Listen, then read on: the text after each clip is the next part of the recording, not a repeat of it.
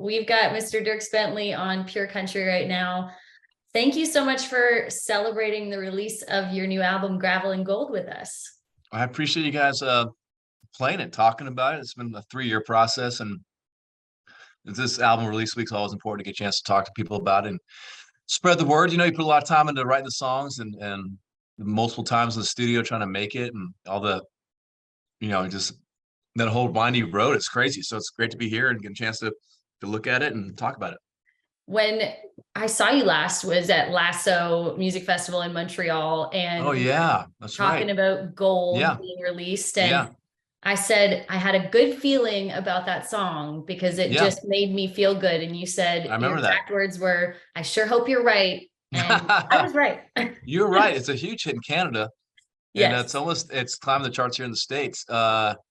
Yeah, you never know. Looking back on it, it feels like the right song to put out for the first single. You know, the album's called Gravel and Gold, and this song, it has a lot of personal meaning to me, and it feels good when you listen to it. So it feels like the right choice. But you never know. I mean, it's because I've had a lot of songs I put out that I thought were even big hits that weren't, and songs that I didn't think that were. So it's it's not math. It's music. It's intuitive. You're trying to connect something that's meaningful to you and trying to make that connection with somebody else out there, and you really just never know.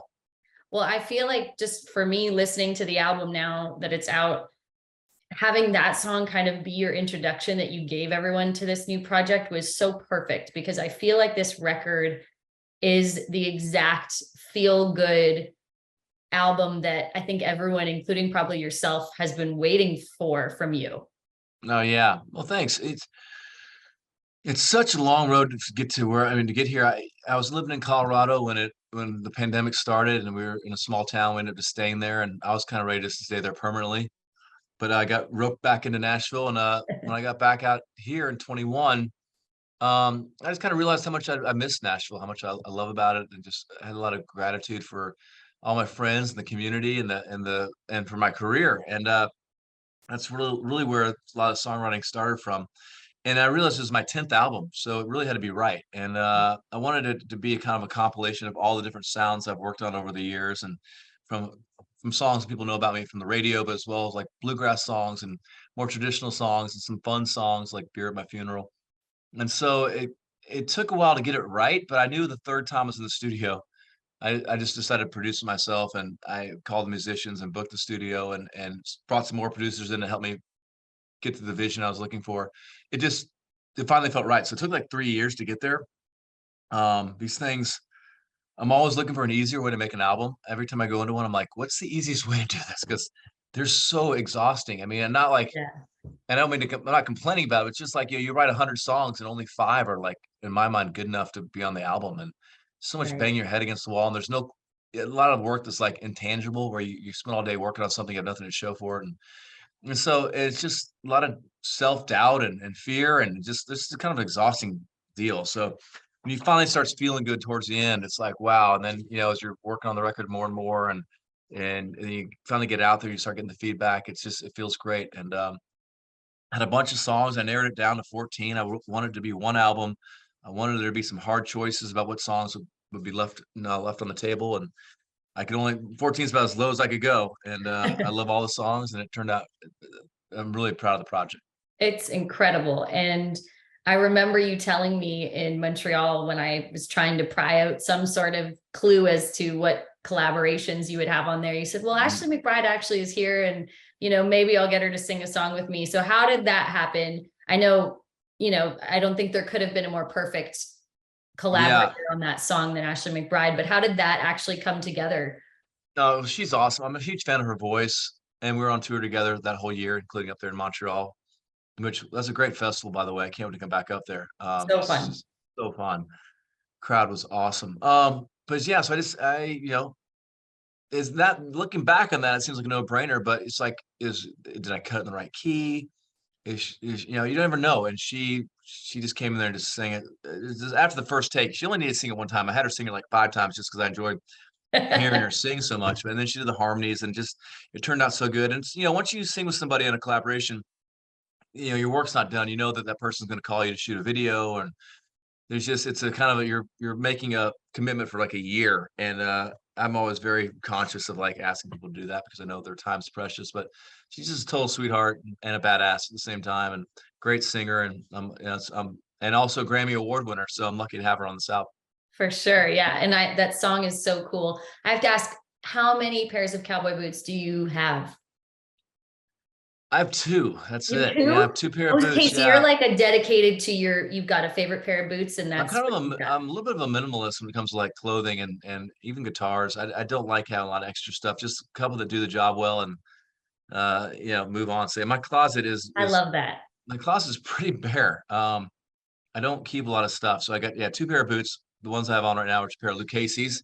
Got these babies on, Nice. rough outs, Those are very nice. and then a pair of old Red Wings that I got used, and then I've used them even more. They're I really love that. cool. We all need to try to adopt a more minimalist lifestyle because it really is so freeing when you don't have a ton of stuff. Yeah, I read that Marie Kondo book, and I took it to Yep. heart. She'll I get you. Yep. condoed my closet.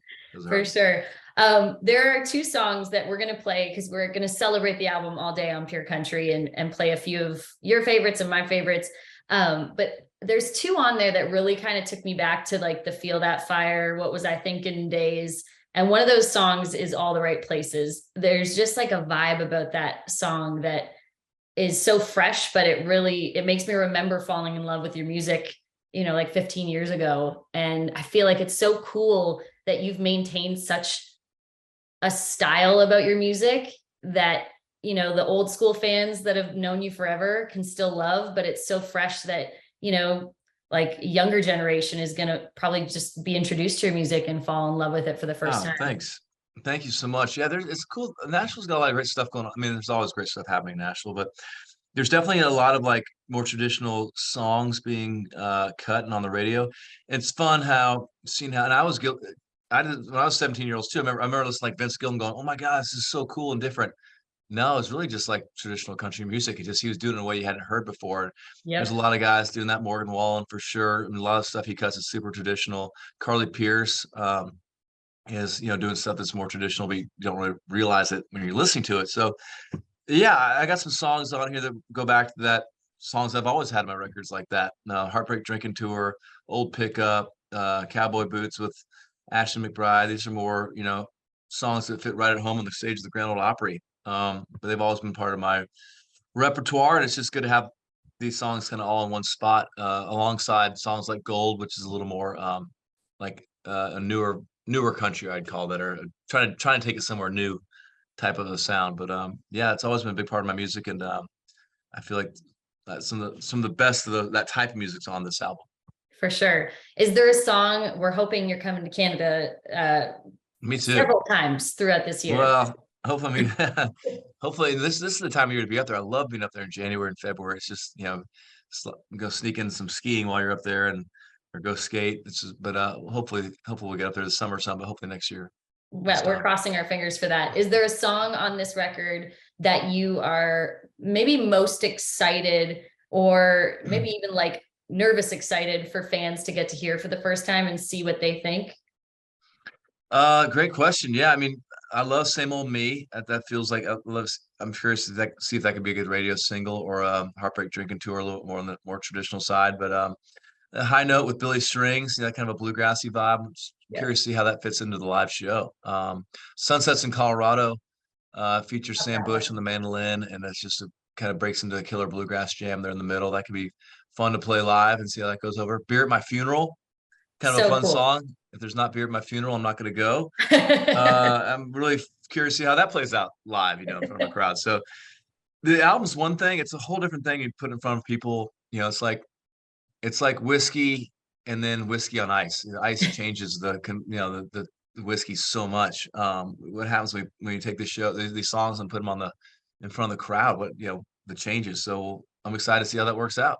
Well, I cannot wait to get to experience, like you said, hearing a record when you listen to it for the first time is incredible. But when you get to hear it live, it just really shows you which songs you're falling in love with. Because as soon as you hear it live, it just really changes the music. Yeah, it really does, doesn't it? Yeah. Yeah, for sure. Yeah. Well, thank you so much for hanging out with us, Dierks Bentley. Thanks, congrats on the new record. It is incredible. I've listened to it, no joke, like 10 times on repeat. Oh man, thank you so much. Yeah, was there anything that stood out for you song-wise that you really liked or surprised you Something or real. Something real Oh, is yeah. the one that I've definitely played like at least 8 times in a row. I just keep Wow. playing I got again. some, Donna's back there listening. You like something real? You've always liked something real. She likes Donna, we some love something real. something real and it seems like something real and same old maybe the ones that people kind of gravitate towards. But all right, They're well, thank so you. good. Seriously, congrats. I'm so glad Well, you took the good. time to perfect this record because I think you nailed it. Thanks, Shannon. Good seeing you on Zoom. Hopefully see you in person again soon. So Definitely. All right. Dierks Bentley on Pure Country, everyone. Go check out the new Yee. record, Gravel and Gold. Thanks, Pure Country.